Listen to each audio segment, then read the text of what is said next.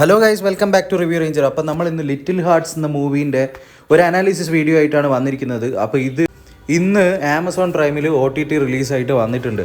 അപ്പോൾ സാന്ദ്ര തോമസിൻ്റെ പ്രൊഡക്ഷനിൽ നവാഗതരായിട്ടുള്ള 2 സംവിധായകരാണ് ഈ സിനിമ സംവിധാനം ചെയ്തിരിക്കുന്നത്. ഈ സിനിമയിൽ മെയിനായിട്ട് അഭിനയിച്ചിരിക്കുന്നതെന്ന് പറഞ്ഞാൽ ഷെയ്ൻ നിഗ ഉണ്ട്, ബാബുരാജ് ഉണ്ട്, രഞ്ജി പണിക്കറുണ്ട്, മഹിമ നമ്പ്യാറുണ്ട്, ഷൈൻ ടോം ചാക്കോ ഉണ്ട്. ഇവരൊക്കെയാണ്, പിന്നെ ജാഫർ ഇടുക്കി, ഇവരൊക്കെയാണ് കേന്ദ്ര കഥാപാത്രങ്ങളായിട്ട് ഈ സിനിമയിൽ പ്രത്യക്ഷപ്പെടുന്നത്.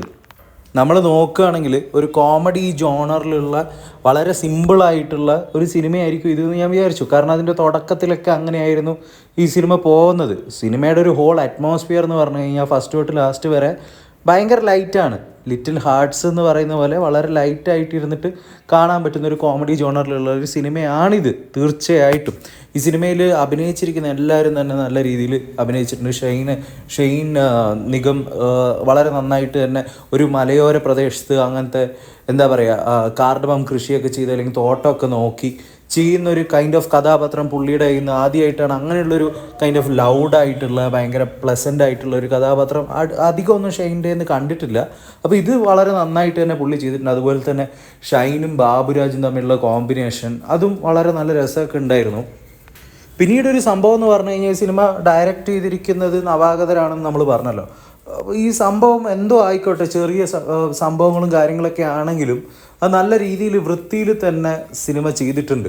അതായത് ഇവർക്ക് പണി അറിയാമെന്നുള്ള കാര്യം എന്തായാലും ഇവർ തെളിയിച്ചിട്ടുണ്ട്. അതുപോലെ തന്നെ ഈ ഒരു സിനിമ വളരെ ലൈറ്റായിട്ട് വെറുതെ ഇങ്ങനെ പോകുന്നൊരു റൊമാൻറ്റിക് ഒരു കോമഡി അങ്ങനെ ഒരു പടമായിരിക്കും ഞാൻ വിചാരിച്ചു. പക്ഷേ ഇതിൽ കാലിക പ്രസക്തമായിട്ട് ഇന്നത്തെ കാലത്തിൻ്റെ പല മാറ്റങ്ങളും സംഭവങ്ങളെ കുറിച്ചൊക്കെ ചർച്ച ചെയ്തിട്ട് പോകുന്നുണ്ട്. അതായത് ഷൈൻ ടോം അവതരിപ്പിച്ചിരിക്കുന്ന കഥാപാത്രം അതിങ്ങനത്തെ ഒരു സിനിമയിൽ ഞാൻ ഒട്ടും എക്സ്പെക്റ്റ് ചെയ്തതല്ല, 1% കൂടി എക്സ്പെക്റ്റ് ചെയ്തതല്ല.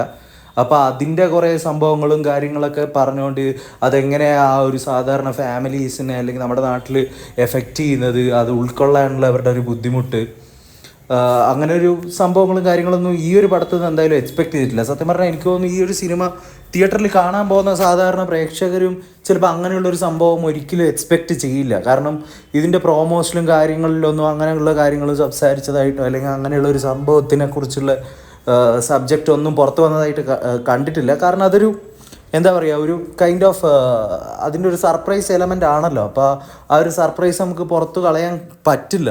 അതുകൊണ്ടായിരിക്കും ചിലപ്പോൾ മേ ബി അവർ സംസാരിക്കാണ്ടിരുന്നത്.